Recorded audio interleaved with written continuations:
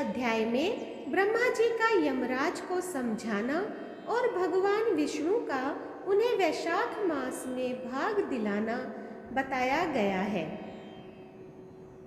ब्रह्मा जी ने कहा, यमराज, तुमने क्या आश्चर्य देखा है? क्यों तुम्हें खेद हो रहा है?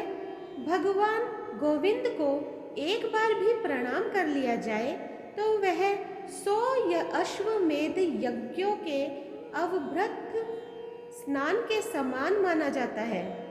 यज्ञ करने वाला तो पुनः इस संसार में जन्म लेता है, परंतु भगवान को किया हुआ प्रणाम पुनर्जन्म का हेतु नहीं बनता, मुक्ति की प्राप्ति करा देता है। जिसकी जिह्वा के अग्रभाग पर हरि ये 2 अक्षर विद्यमान है, उसको कुरुक्षेत्र तीर्थ के सेवन तथा सरस्वती नदी के जल में स्नान करने से क्या लेना है? जो मृत्यु काल में भगवान विष्णु का स्मरण करता है, वह अभक्ष्य भक्षण आदि से प्राप्त हुई पाप राशि का परित्याग करके भगवान विष्णु के सायुज्य को प्राप्त होता है, क्योंकि भगवान विष्णु को अपना स्मरण बहुत ही प्रिय है। यमराज, इसी प्रकार वैशाख नामक मास भी भगवान विष्णु को प्रिय है, जिसके धर्म को श्रवण करने मात्र से मनुष्य सब पापों से मुक्त हो जाता है। उसके अनुष्ठान से तत्पर रहने वाला मनुष्य यदि मुक्ति को प्राप्त हो तो उसके लिए क्या कहना है।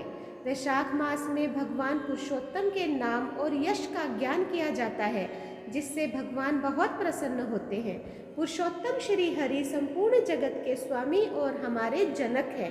यह राजा कीर्तिमान वैशाख मास में उन्हीं भगवान के प्रिय धर्मों का अनुष्ठान करता है, जिससे प्रसन्नचित्त होकर भगवान विष्णु सदा उसकी सहायता में स्थित रहते हैं।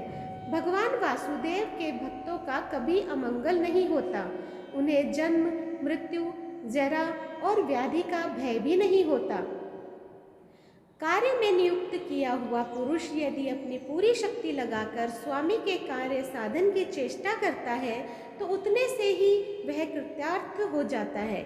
यदि शक्ति के बाहर का कार्य उपस्थित हो जाए तो स्वामी को उसकी सूचना दे दे। उतना कर देने से वह उत ऋण को हो जाता है और सुख का भागी होता है। जिसने उस प्रयोजन को स्वामी के निवेदन कर दिया है, उसके ऊपर न तो कोई ऋण है और न पातक ही लगता है। अपने कर्तव्य पालन के लिए पूरा यत्न कर लेने पर प्राणी का कोई अपराध नहीं रहता। यह कार्य तुम्हारे लिए असंभव है, अतः इसके विषय में तुम्हें शोक नहीं करना चाहिए। ब्रह्मा जी के ऐसा कहने पर यमराज ने दीन वाणी में कहा, तात, मैंने आपके चरणों की सेवा से सब कुछ पा लिया। तब ब्रह्मा जी ने पुनः समझाते हुए कहा, धर्मराज, राजा कीर्तिमान विष्णु धर्म के पालन में तत्पर है। चलो हम लोग भगवान विष्णु के समीप चले और उन्हें सब बात बताकर पीछे उनके कथा अनुसार कार्य किया जाएगा। वे ही इस जगत के कर्ता, धर्म के रक्षक और नियामक हैं। इस प्रकार यमराज को आश्वासन देकर ब्रह्मा जी उनके साथ क्षीर सागर के तट पर गए। वहां उन्होंने सच्चिदानंद स्वरूप गुणातीत परमेश्वर विष्णु का स्तवन किया। ब्रह्मा जी की स्तुति से संतुष्ट होकर भगवान विष्णु वहां प्रकट हुए। यमराज और ब्रह्मा जी ने तुरंत ही उनके चरणों में मस्तक झुकाया। तब भगवान महाविष्णु ने मेघ के समान गंभीर वाणी में उन दोनों से कहा, तुम लोग यहाँ क्यों आए हो?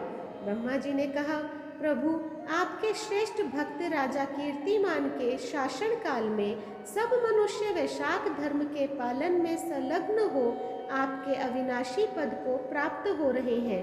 इससे यमपुरी सूनी हो गई है। उनके ऐसा कहने पर भगवान विष्णु हंसते हुए बोले, मैं लक्ष्मी को त्याग दूंगा। अपने प्राण, शरीर, श्रीवत्स, कौस्तुभमणि, व्यजंती माला, श्वेत दीप, वैकुंठ धाम, क्षीर सागर, शेषनाग तथा गरुड़ जी को भी छोड़ दूंगा, परंतु अपने भक्त का त्याग नहीं कर सकूंगा, जिन्होंने मेरे लिए सब भोगों का त्याग करके अपना जीवन तक मुझे सौंप दिया है, जो मुझ में मन लगाकर मेरे स्वरूप हो गए हैं, उन महाभाग भक्तों को मैं कैसे त्याग सकता हूँ। राजा कीर्तिमान को इस पृथ्वी पर मैंने 10,000 वर्षों की आयु दी है। उसमें से 8,000 वर्ष तो बीत गए। शेष आयु और बीत जाने पर उसे मेरा सायुज्य प्राप्त होगा।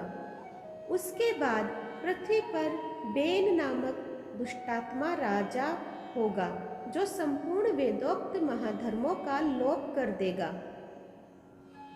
उस समय वैशाख मास के धर्म भी छिन्न भिन्न हो जाएंगे।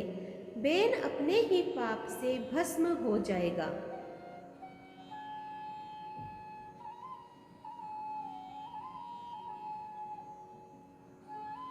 तत्पश्चात मैं प्रथुन होकर पुनः उस सब धर्मों का प्रचार करूंगा। उस समय लोगों में वैशाख मास के धर्म को भी प्रसिद्ध करूंगा। सहस्त्रों मनुष्यों में कोई ऐसा होता है जो मुझ में अपने मन प्राण अर्पित करके अपना सर्वस्व मुझे समर्पित कर दे और मेरा भक्त हो जाए। जो ऐसा होता है वही मेरे धर्मों का प्रचार करता है। इस वैशाख मास में से भी मैं वैशाख धर्म में तत्पर रहने वाले महात्मा पुरुषों तथा राजा के द्वारा समयानुसार तुम्हारे लिए भाग दिलाऊंगा। लोक में जो कोई भी वैशाख मास का व्रत करेंगे वे तुम्हें भाग देने वाले होंगे। उनके वैशाख मास में बताए हुए महाधर्म के पालन में तुम कभी विघ्न न उपस्थित करना। यमराज को इस प्रकार आश्वासन देकर भगवान विष्णु वहीं अंतर्ध्यान हो गए। ब्रह्मा जी भी अपने सेवकों के साथ सत्यलोक को चले गए। उनके बाद यमराज भी अपनी पुरी की ओर पधारे। वैशाख मास की पूर्णिमा को पहले धर्मराज के उद्देश्य से जल से भरा हुआ घड़ा, दही और अन्न देना चाहिए।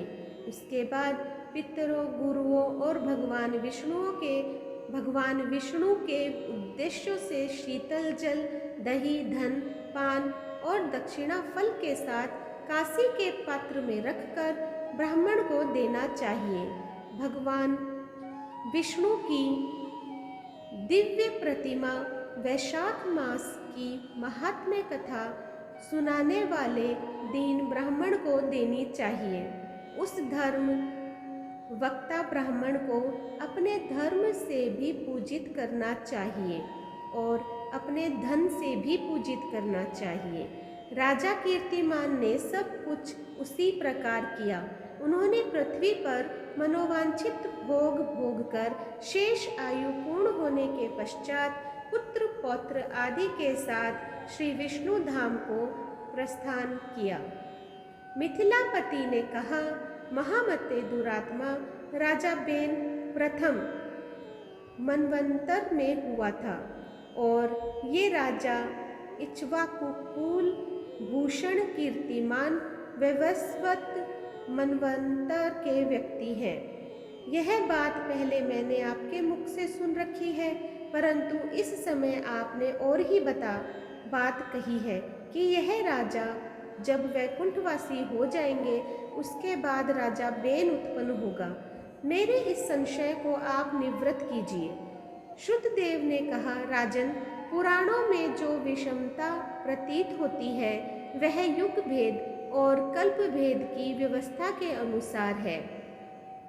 किसी कल्प में ऐसा ही हुआ होगा कि पहले राजा कीर्तिमान और पीछे बेन हुआ होगा। इसलिए कहीं कथा में समय की विपरीतता देखकर उसके अप्रामाणिक होने की आशंका नहीं करनी चाहिए। तो दोस्तों, आज मैंने आप लोगों के साथ वैशाख महात्म्य का अध्याय 5 सुनाया है। अगर आप लोगों को अच्छा लगे तो प्लीज़ कमेंट बॉक्स में मुझे ज़रूर बताइएगा। जो लोग मेरे चैनल पर नए हैं प्लीज़ सब्सक्राइब कर दीजिए, लाइक कीजिए और शेयर कीजिए अपने परिवार और दोस्तों में, और इसी तरह मेरा सहयोग करते रहें। धन्यवाद।